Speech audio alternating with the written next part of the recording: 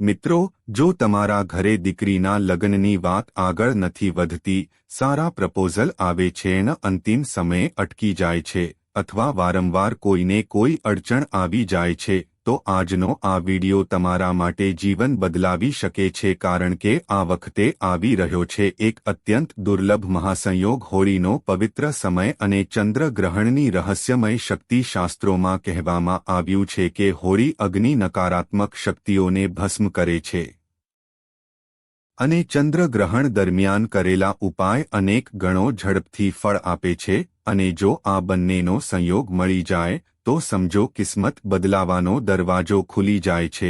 ઘણા તંત્રજ્ઞો અને અનુભવી લોકો આ ગુપ્ત ઉપાય કરે છે, પણ સામાન્ય લોકોને આ વાત ક્યારેય કહેવામાં આવતી નથી. પરંતુ આજે ચેનલ તમને આ ગુપ્ત ઉપાય જણાવવા જઈ રહી છે. આગળ વધતા પહેલા, જો તમે અમારી ચેનલ પર નવા છો તો આ વિડિયોને લાઇક કરી દેજો અને કોમેન્ટમાં જય માતાજી ચોક્કસ લખી દેજો કે મિત્રો, ભગવાન ગણેશજીની કૃપાથી તમારા લગ્ન થવાના યોગ જલ્દી જ બની શકે. આ વખતે હોળી અને ચંદ્રગ્રહણનો બહુ જ દુર્લભ મહાસંયોગ આવી રહ્યો છે, અને શાસ્ત્રોમાં કહેવાયું છે કે આવો સંયોગ દર વર્ષે મળતો નથી, અને જે લોકો આ સમય ચૂકી જાય છે એને ફરી લાંબો ઇંતજાર કરવો પડે છે. એટલે જ ધ્યાનથી સાંભળજો. આ મહાસંયોગમાં કરેલો આ એક નાનો દેખાતો ઉપાય ઘણા લોકોની વર્ષોથી અટકેલી લગ્ન વાતોને ધીમે ધીમે આગળ ધપાવી ચૂક્યો છે. હા મિત્રો, બહારથી આ ઉપાય નાનો લાગે હે મિત્રો. ઘણા લોકો મને પૂછે છે, અમે કેટલાય ઉપાય કર્યા, પણ લગ્નની વાત છે કે આગળ જ નથી વધતી.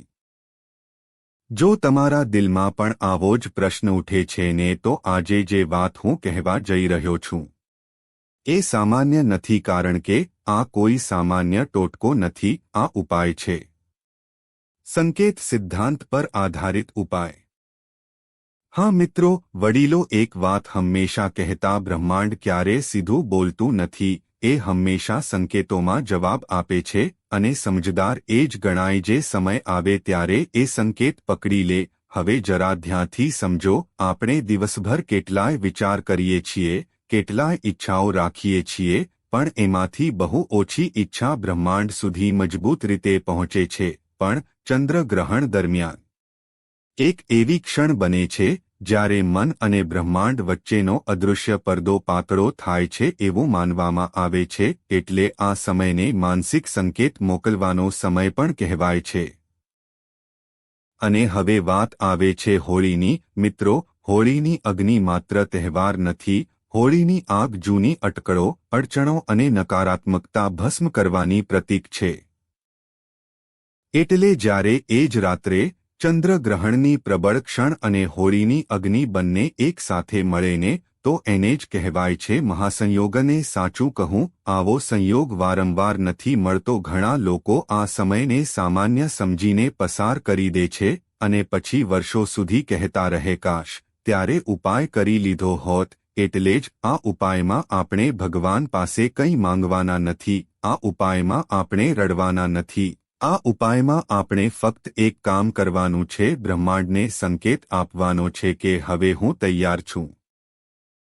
તૈયાર શુભ સંબંધ માટે, તૈયાર નવા જીવન માટે, તૈયાર સારા પરિવર્તન માટે. અને બસ આ જ છે આ ઉપાયની સૌથી મોટી ખાસ વાત. આગળ વધતા પહેલા, જો તમે અમારી ચેનલ પર નવા છો તો આ વિડિયોને લાઇક કરી દેજો અને કોમેન્ટમાં જય માતાજી ચોક્કસ લખી દેજો કે મિત્રો, ભગવાન ગણેશજીની કૃપાથી તમારા લગ્ન થવાના યોગ જલ્દી જ બની શકે. ઉપાય માટે શું શું જોઈએ? હવે કાગળ પેન લઈ લો બા, કારણ કે અહીં ઘણી વાર લોકો વસ્તુ ખોટી લઈ લે છે. આ ઉપાય માટે તમને જોઈએ એક નાનું અરીસું, પોકેટ મિરર પણ ચાલે. એક લાલ કપડાનો સાફ ટુકડો, 5 લવિંગ, તૂટેલી નહીં સંપૂર્ણ, થોડું ગોળ, શુદ્ધ, એક માટીનું નાનું દીવડું, તિલનું તેલ અથવા શુદ્ધ ઘી. યાદ રાખજો, બધી વસ્તુ સાફ હોવી જોઈએ અને શક્ય હોય તો નવી લેવી. ઘણા લોકો જૂની વસ્તુ લઈ લે છે અને પછી કહે અસર ન પડી. એ ભૂલ તમે ન કરશો. ઉપાય ક્યારે કરવો? હવે સૌથી મહત્વનો મુદ્દો મિત્રો, અહીં જ મોટા ભાગના લોકો ચૂકી જાય છે. આ ઉપાય કરવો હોળિકા દહનની રાત્રે અને ખાસ કરીને જ્યારે ચંદ્રગ્રહણ લાગેલું હોય. હા, એ જ સમય જ્યારે ચાંદ આકાશમાં ગ્રહણમાં હોય અને નીચે હોળીની અગ્નિ પ્રગટ હોય, એ જ છે સાચો ક્ષણ. ધ્યાન રાખજો, જો આ સમય ચૂકી ગયા, જો બહુ વહેલો કે બહુ મોડો કરી દીધો અથવા ગ્રહણ વગર કરી દીધો, તો ઉપાયની શક્તિ ઓછી પડી જાય છે એવું માનવામાં આવે છે. એટલે આ વખતે ઘડિયાળ જોઈને સાચા સમયમાં જ કરજો. મિત્રો, આગળ હું તમને ઉપાય કરવાની સૌથી સાચી અને ગુપ્ત રીત સમજાવવાનો છું, અને તેમાં એક નાનો એવો સ્ટેપ છે જે ઘણા લોકો સ્કીપ કરી દે છે. આગળ વધતા પહેલા, જો તમે અમારી ચેનલ પર નવા છો તો આ વિડિયોને લાઇક કરી દેજો અને કોમેન્ટમાં જય માતાજી ચોક્કસ લખી દેજો કે મિત્રો, ભગવાન ગણેશજીની કૃપાથી તમારા લગ્ન થવાના યોગ જલ્દી જ બની શકે. રાત્રે હોળિકા દહનની આગ પ્રગટ થયા પછી અને ચંદ્રગ્રહણ લાગેલું હોય ત્યારે સૌપ્રથમ સ્નાન કરો. પણ ધ્યાન રાખજો, આ ફક્ત શરીર ધોવાનું નથી, મનમાં રહેલી જૂની નિરાશા પણ છોડવાની છે. ઘણા લોકો ઉપાય કરે છે પણ મનમાં વિચારે છે ક્યાં કંઈ થવાનું છે. બસ એ જ સૌથી મોટી અડચણ છે. સાફ હળવા રંગના કપડાં પહેરો. લાલ, સફેદ કે પીળો ચાલે. પછી ઘરમાં એક શાંત ખૂણો પસંદ કરો જ્યાં કોઈ અવાજ ન આવે.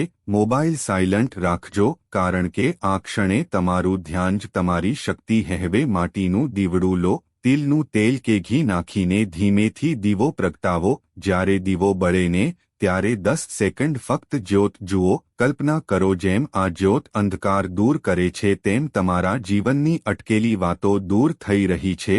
યાદ રાખજો, દીવો ફક્ત અગ્નિ નથી, એ નવા પ્રારંભનો સંકેત છે. હવે લાલ કપડું પાથરો, તેના પર નાનું અરીસું મૂકો અને અરીસામાં તમારો ચહેરો જુઓ. પણ ફક્ત ચહેરો નહીં, તમારી આંખોમાં જુઓ.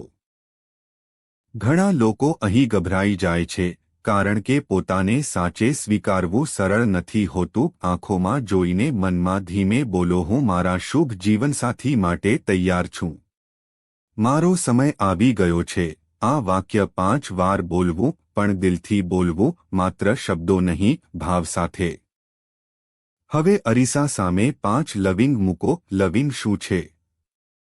સુગંધ, આકર્ષણ, ઊર્જા અને થોડું ગોળ મૂકો. ગોળ મીઠાશનું પ્રતીક છે. આ સમયે આંખ બંધ કરો અને 1 મિનિટ માટે તમારા લગ્નનો દ્રશ્ય કલ્પો. ઘરમાં ખુશી છે, લોકો શુભેચ્છા આપે છે, તમારા ચહેરા પર સ્મિત છે. જેટલી જીવંત કલ્પના કરશો એટલો મજબૂત સંકેત જશે. ઘણા લોકો અહીં ઉતાવળ કરે છે, પણ યાદ રાખજો, કલ્પના જેટલી સ્પષ્ટ એટલું પરિણામ ઝડપથી. હવે લાલ કપડામાં લવિંગ અને ગોળ બાંધી લો અને મનમાં બોલો, હવે હું મારી અટકેલી વાતોને છોડું છું. જો શક્ય હોય તો હોળીની આગમાં આ પુટલી અર્પણ કરો. અગ્નિ બધું ભસ્મ કરે છે અને સાથે નવી શરૂઆત આપે છે. અથવા બીજા દિવસે પીપળાના વૃક્ષ નીચે મૂકી આવો. પીપળું સ્થિરતા અને આશીર્વાદનું પ્રતીક છે. મિત્રો, અહીં 90% લોકો ભૂલ કરે છે. ઉપાય કર્યા પછી દરરોજ વિચારે હજુ સુધી કંઈ થયું નથી. આ શંકા સંકેતને નબળો બનાવે છે. યાદ રાખજો, બીજ વાવો અને તરત જ વૃક્ષ નથી બનતું. પણ ઘણા લોકોનો અનુભવ છે કે અચાનક નવા પ્રપોઝલ આવવા લાગે, અટકેલી વાત ફરી ચાલુ થાય, ઘરમાં વાતાવરણ હળવું થઈ જાય કે કોઈ જૂનો સંપર્ક ફરી જોડાય. પરિણામ ક્યારે આવશે એ બ્રહ્માંડ નક્કી કરે છે, પણ સંકેત મોકલવાનો સમય આ મહાસંયોગમાં જ છે. જો આ સમય ચૂકી ગયા તો ફરી લાંબો ઇંતજાર કરવો પડી શકે છે. મિત્રો, અહીં 90% લોકો ભૂલ કરે છે. ઉપાય કર્યા પછી તરત જ પરિણામની ઉતાવળ રાખે હે. યાદ રાખજો, આ સંકેત ઉપાય છે, તાત્કાલિક જાદુ નહીં. પણ ઘણા લોકોનો અનુભવ છે કે અચાનક સારા પ્રપોઝલ આવવા લાગે, અટકેલી વાત ફરી ચાલુ થાય અથવા ઘરમાં વાતાવરણ બદલાવા લાગે. એક કહેવત છે, સમય સાચો હોય ને સંકેત સાચો આપો તો રસ્તો ખુદ બની જાય. હવે માનવું કે ન માનવું એ તમારો વિશ્વાસ છે. જો તમને આ નવી માહિતી ગમી હોય તો વિડિયો લાઇક કરજો, ચેનલ સબસ્ક્રાઇબ કરજો, કોમેન્ટમાં લખજો સંકેત મોકલ્યો અને આ વિડિયો એવા કોઈને જરૂર શેર કરજો જેના લગ્નની વાત અટકી ગઈ છે, જય માતાજી।